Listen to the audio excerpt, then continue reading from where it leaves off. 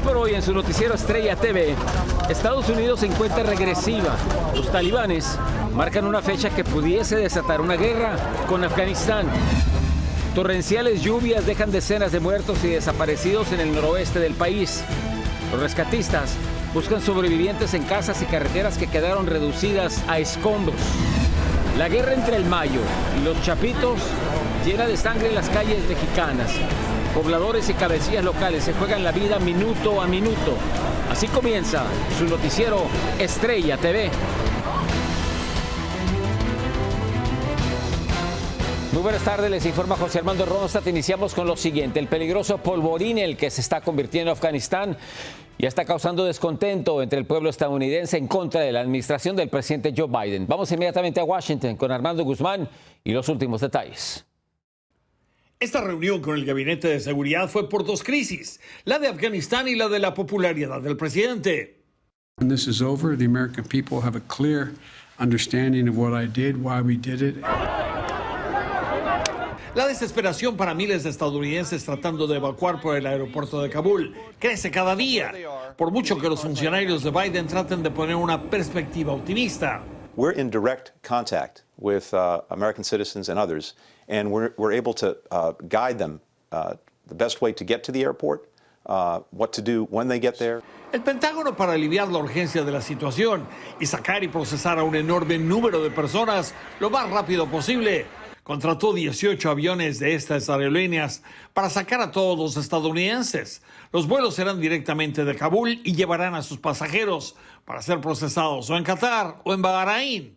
Las últimas evacuaciones serán en 8 días. We're going to continue to assess the situation and again work as hard as we can to get as many people out as possible. And as we approach that deadline, we'll make a recommendation to the president. Con eso el general provocó a los críticos. They're not negotiating with the Taliban. They've completely surrendered to the Taliban.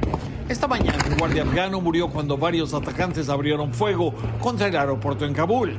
Varios soldados de Estados Unidos respondieron también al ataque. No U.S. casualties or partner force or coalition forces were involved, but regrettably, an Afghan security force member lost his life. Esta posibilidad de más ataques contra los soldados de Estados Unidos le hizo considerar al Pentágono extender la zona de seguridad alrededor del aeropuerto. They are in control of Kabul. That is the reality. That's the reality that we have to deal with. Los pasajeros siendo evacuados directamente a Estados Unidos están ya entrando por el aeropuerto de Dulles, en los suburbios de Washington, D.C. De aquí a sus destinos en todo el país. En las encuestas del fin de semana y de hoy, la aprobación del presidente Biden cayó del 62% al 50% en algunas y a menos del 50% en otras. En este ambiente, el G7 llamó mañana a una conferencia en la que participará el presidente Biden porque dicen que esto podría ser una crisis humanitaria internacional. Seguramente, si usted le dice al presidente que esta es una crisis humanitaria internacional y que eso es lo que dicen sus aliados, no le va a hacer ningún chiste. En Washington, Armando Guzmán, Noticiero Estrella TV. Gracias, Armando. Vamos ahora a enlazarnos con nuestro analista político Hernán Molina. Hernán, muy buenas tardes. Hernán, ya estás escuchando los reportajes, estás viendo las imágenes. ¿Cuál es tu opinión de lo que está pasando en este momento y si esto va a cambiar hora por hora, día por día o tiene solución? Esto va a seguir cambiando y como dijo el presidente durante el fin de semana, los americanos tienen que prepararse para malas noticias. ¿Cuáles son unas posibles malas noticias? Una es que soldados americanos mueran en un posible enfrentamiento con las fuerzas talibanas, que ya dijeron que no van a tolerar, la expansión de la zona de seguridad y segundo, una extensión de la fecha límite para la estadía de las tropas de Estados Unidos al 31 de agosto. O sea que esto puede llegar a ser malo y el presidente sabe que esto lo va a impactar políticamente, obviamente. Pero sí hemos visto que sí se ha ampliado la zona alrededor del aeropuerto en Kabul. Claro, pero tampoco podemos descartar que haya un enfrentamiento bélico con estas fuerzas. Ya de hecho hubo un tiroteo ayer en el que murió un soldado afgano. El momento en que haya muertes adicionales de soldados americanos, la opinión pública puede estar mucho más conmovida y empezar a prestar mucho más atención a esto y generarse un problema aún más grande para la administración Biden, que habiendo pensado que esto iba a ser una evacuación ordenada, que no Kabul iba a caer en 10 días, como cayó en menos, en una semana, terminó pasando a ser una pesadilla, ¿no? Hernán, algo preocupante, ¿no? Reportes de que los talibanes están yendo a través de los registros, incluso de los servicios de inteligencia, y están en busca de nombres y de personas que o fueron aliados o trabajaron en el servicio de inteligencia, que eran precisamente los que estaban en contra de los grupos terroristas. ¿Qué tan preocupante es esta situación? Es sumamente preocupante. Una, porque desvirtúa lo que dijeron que es el nuevo talibán, que iban a actuar de una manera diferente, que iban a respetar la prensa libre, que iban a respetar a las mujeres, los derechos civiles. Sabemos que eso seguramente no va a pasar y ya de hecho han habido cartas y estas han sido mostradas por personas que las han recibido. El hermano de una persona que participó en asistencia a las fuerzas aliadas de Estados Unidos ya recibió una condena de muerte sin haber ni siquiera tenido un juicio. O sea que tenemos que esperar lo peor. Por eso la celeridad para tratar de evacuar a la mayor cantidad de personas. Y yo creo que algo que hizo bien la administración Biden, entre todas las cosas que no salieron tan bien, es haber evacuado ayer a 16.000 personas y acelerar el ritmo de la evacuación. Pero solo faltan 8 días a partir de hoy. Y obviamente, una vez que el tiempo se acabe, después vamos a ver cómo va a ser Estados Unidos para poder rescatar a aquellos que quedaron atrás. Una última pregunta, Hernán. ¿Existe la posibilidad de que Estados Unidos una vez más vuelva a reiniciar una guerra en contra de Afganistán, de los talibanes? Yo no creo que vamos a terminar en una guerra, pero sí puede llegar a haber escaramuzas y un enfrentamiento bélico limitado. Igualmente, el talibán necesita negociar porque la mayoría de sus bienes, y específicamente el cash y el oro que tienen depositado, que es parte de la asistencia que han recibido, están congeladas y no tienen acceso a eso. Sin ese acceso a ese dinero, la economía va a colapsar y la gente puede llegar a rebelarse contra... porque no te olvides que se han acostumbrado a tener un país mejor de lo que tenían hace 20 años atrás. Por supuesto. Muy bien, Hernán. Acertado como siempre. Gracias por tu colaboración. Buenas tardes. Muchísimas gracias. En otras noticias, decenas de muertos y graves estragos causó una brutal inundación que sorprendió a miles de habitantes en Tennessee y que también se llevó a varias personas a las que hasta esta hora siguen buscando. María Teresa Sarabia nos tiene el recuento en imágenes y detalles.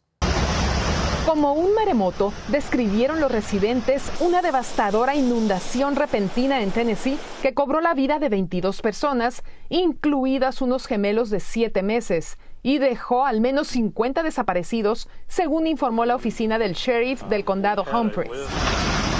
De un momento a otro, los caminos se convirtieron en ríos caudalosos. Cientos de aterrados residentes se quedaron atrapados en sus casas y muchos tuvieron que subir al ático para escapar del agua, mientras que decenas más pasaron varias horas en sus vehículos sin poder salir.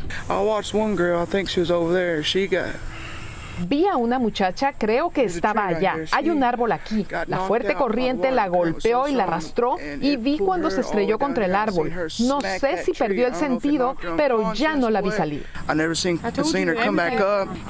Tuvimos que rescatar a una persona del fondo. Otro hombre recibió un golpe en la espalda. Fue algo por lo que nunca quieres pasar. La catástrofe llegó casi de manera sorpresiva el sábado, cuando las torrenciales lluvias causaron el destructor torrente de agua que arrasó con puentes, carreteras y arrastró decenas de vehículos. Nuestros corazones y oraciones necesitan ser para aquellas comunidades, para aquellas personas en esa comunidad, muchas de las que sufrieron no solo la pérdida de sus casas y propiedades, también de familiares y amigos. Esta mañana, los rescatistas señalaron que están librando una desesperada lucha contra el tiempo para encontrar sobrevivientes en esa zona que no había sufrido una tragedia de tal magnitud desde 1978, cuando un vagón cisterna con gas propano explotó y mató a 16 personas. María Teresa Sarabia, Noticiero Estrella TV. Y del sur del país nos vamos al noroeste, donde también millones de personas fueron víctimas de la naturaleza. La tormenta tropical Henry castigó estados como Rhode Island y Nueva Jersey con intensas lluvias que causaron también inundaciones y dejaron unas 140,000 casas sin electricidad alguna.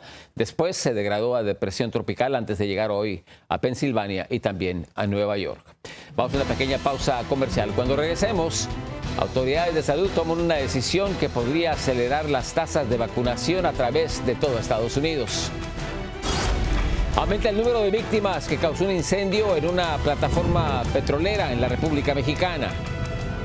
Y violentos cárteles del narcotráfico desatan una guerra en el norte de México y aterrorizan a miles y miles de habitantes. Regresamos.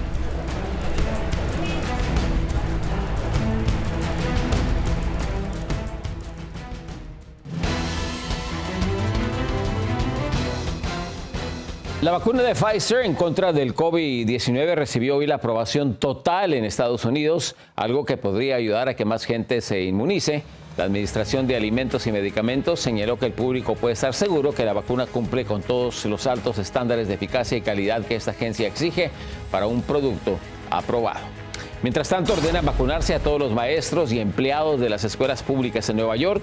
El anuncio fue hecho hoy cuando el sistema educativo más grande de Estados Unidos finaliza los detalles para regresar a clases en persona. Con eso en mente, serán 148,000 trabajadores escolares de la ciudad que deberán haber recibido por lo menos la primera dosis tan pronto como el próximo 27 de diciembre. Y la luz verde para una tercera vacuna en contra del COVID-19 ha causado muchas dudas entre la población sobre quiénes deben recibirla. Luisa Tai se encuentra en Dallas, en el estado de Texas, y nos habla sobre lo que dicen algunos de los expertos. La tristeza y la preocupación le están pasando factura a miles de niños y adolescentes que perdieron a sus padres como consecuencia del COVID-19. Y ahora que inició un nuevo año escolar, representa un gran vacío para ellos. A la mayoría le cuesta adaptarse a sus actividades. Un metafísico manifiesta que los duelos hay que vivirlos para poder superarlos. El vacío y el duelo es imposible de no tenerlo porque en realidad has tenido una pérdida. Para eso hay técnicas como la tanatología. Los tanatólogos pues, utilizan el arte de saber llevarte psicológicamente después de un duelo, después de una pérdida súper fuerte o después de sobre todo cuando se pierden en accidentes, enfermedades o entras a una clínica y en una semana ya no estás. Es importante destacar que en el norte de Texas los diferentes distritos escolares están preparados para enfrentar esta situación. No solo se trata de portar una mascarilla y de guardar el distanciamiento social dentro de las escuelas. El coronavirus ha generado todo tipo de estragos. Psicólogos y consejeros tienen la tarea de apoyar a estos menores para superar el duelo y seguir adelante. La supervisora de consejeros del Distrito Escolar Independiente de Dallas informa que han tenido que capacitar al personal y crear un campus sensible al trauma generado por la pandemia, aplicando técnicas de aprendizaje socioemocional para quienes regresaron huérfanos a este nuevo año escolar. En total, han sido casi 105,000 los niños que se han quedado huérfanos de padre, madre o ambos por el COVID-19 en Estados Unidos. Luis Atay, Noticiero Estrella TV. Y la infección del COVID-19 solo duró 4 días en el sistema del gobernador de Texas, Greg Abbott, quien anunció hoy que dio negativo en una nueva prueba. Y en un video en Twitter señaló que los doctores le dijeron que eso se debía a que ya estaba vacunado. Al mismo tiempo, exhortó a otros a que si no se han inmunizado, que consideren hacerlo. Una breve pausa y regresamos con más. Tenemos las conmovedoras escenas de dolor que se viven en los funerales de las víctimas del huracán Grace. Y denuncian a nivel internacional graves anomalías en las elecciones de México del pasado 6 de junio. El asesinato de un capo del narcotráfico enciende la mecha de la violencia entre dos poderosos cárteles de las drogas, cárteles mexicanos.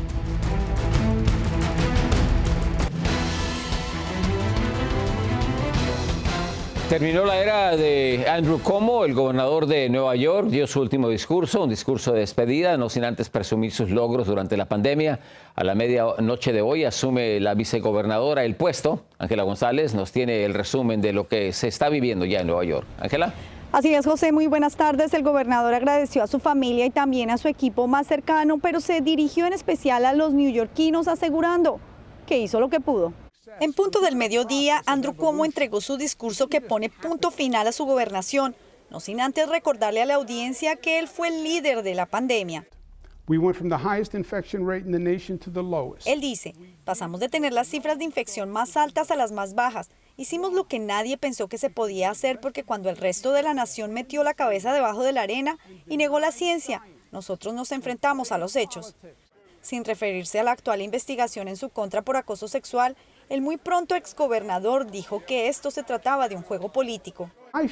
Él dice, mi fe está con la gente, no con los políticos. Ni siquiera creo en el sistema político. Yo sé muy bien sus defectos. Su último adiós del escenario político por ahora también incluyó consejos a los neoyorquinos. Él dice, este es mi consejo. Se aproxima la apertura de escuelas y los profesores deben estar vacunados por su protección y la de los niños. Las mascarillas deben ser requeridas en áreas de alto riesgo y los negocios deben exigir la vacuna. Y en una breve mención a su sucesora, Kathy Hochul dio sus últimas instrucciones. Él dice, Kathy Hochul toma posesión y yo creo que ella está lista para el reto y todos le deseamos éxito. José, se sabe que el gobernador ya se mudó de la residencia oficial de la gobernación y tampoco perdió esta oportunidad para lanzar indirectas contra su rival político Bill de Blasio, al desearle buena suerte al todavía candidato Eric Adams en el futuro de la alcaldía de la ciudad de Nueva York. Regreso contigo al estudio.